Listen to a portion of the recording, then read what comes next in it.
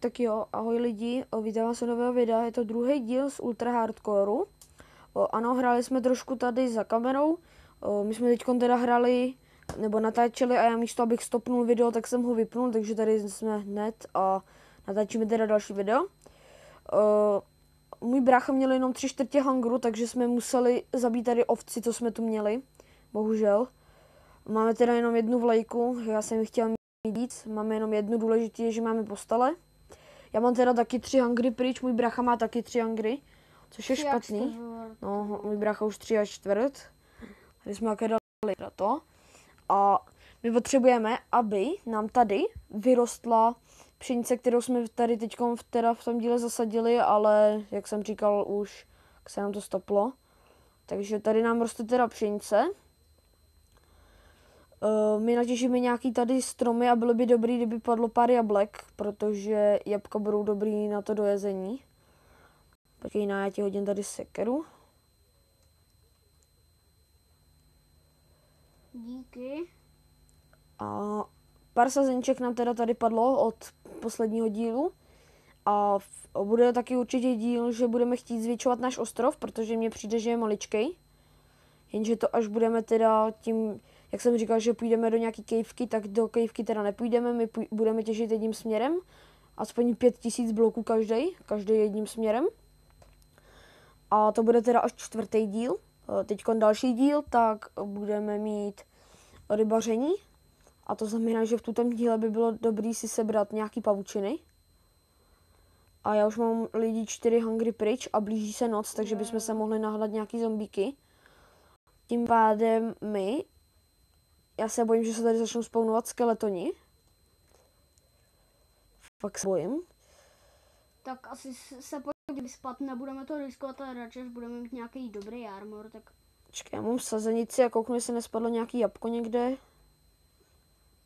Ne, lidi, nepadlo. My fakt potřebujeme tady tu pšenici, aby už vyrostla, tamhle už nějaký rostou, my potřebujeme 3 chleba. My se teda půjdeme vyspat. Počkáme teda pár minut, než nám teda vyrostou ty pšenice a ozveme se vám. Tak jo lidi, chviličku jsme čekali, můjmu bráchovi padlo jablko, který můžete za chvilku asi vidět, ano. Takže si ho, Honzíku, dej. Já tady zasadím sugarcane, protože nám tady vyrostlo i pár sugarcaneu. Takže tady také zasadíme sugarcane. A vyrostlo nám i pár pšenice. Myslím si, že 5 nám jí vyrostlo. Takže si ji tady vezmeme. Ano, semínka ty potřebujeme. Partijský dobrý. Já taky tu vyberu. No, jenom pšenice bez semínka. Tak jo lidi. My tady ještě zasadíme teda ty semínka. Kolik jich máš? Já mám jenom semínka, no. To mám jenom jedno. Tak. Pšenici mám taky jednu, takže... No, máme teda 5 pšenice. Já si teda můžu dělat 1 chleba. Se teda musím do krafťáku. Ten krafťák přemístíme, hele. Můj brácha teda snět jabko, který už mohlo být dobrý, ale... Nesnět? Nesnět? Ne. Tak ho sněz. Protože... Já nevím, no, tak jo, no. Potřebujeme sníst. Já si teda tady dám to, chleba a už mám lidi půl hangru pryč. No, tak teď mi to teda dalo 2,5. A nám by se hodilo teda už ty ryby. Protože až budeme teda rybaři, tak budeme mít si myslím jídla dost. Budeme mít dost ryb. Takže budeme úplně v pohodě.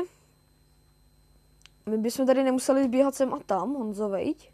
No si jo, no. A my počkáme, až bude noc a ozveme se vám, až budeme mít pár pavučin do dalšího dílu. A možná nachytáme a možná zabijeme i pár jiných mobů.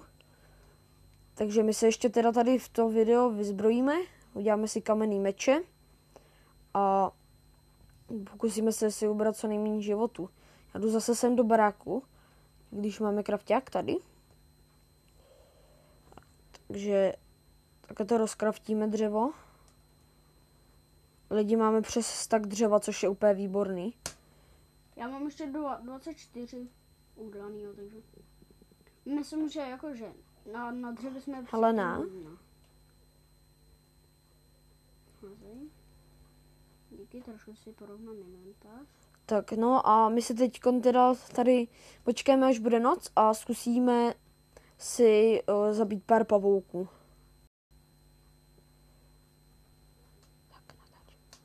Tak jo, máme pár věcí, dělá se nám právě další noc.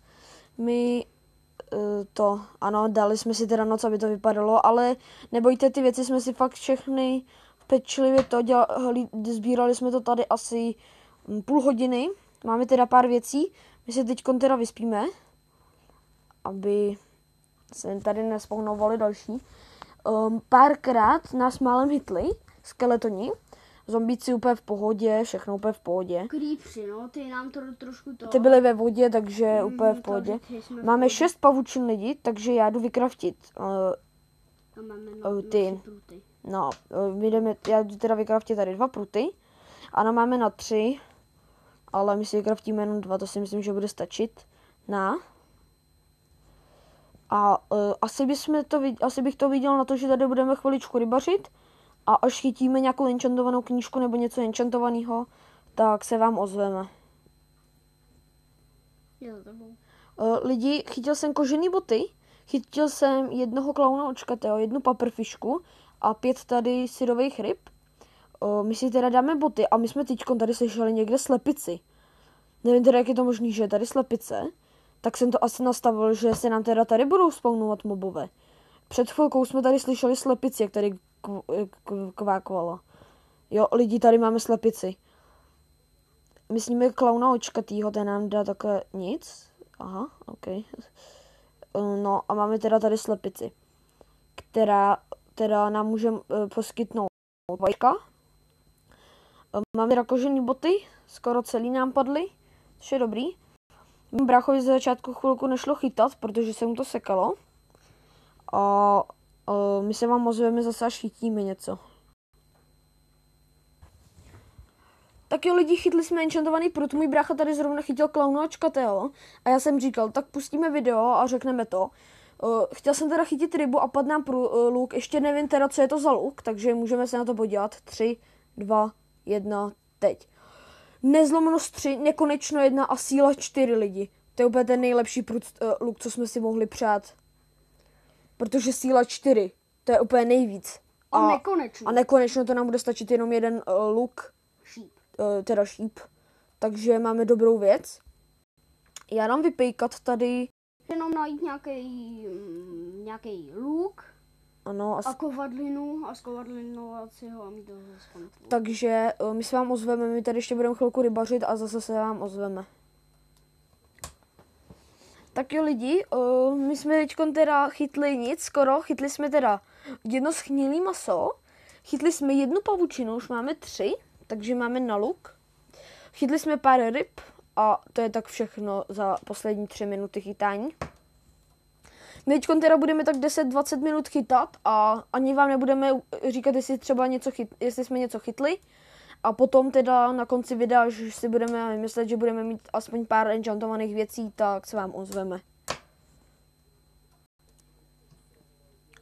Tak jo lidi, jsme tu, chytali jsme tak půl hodinku, 3/4 hodinku, spawnulo se nám tady slepice, což už asi víte.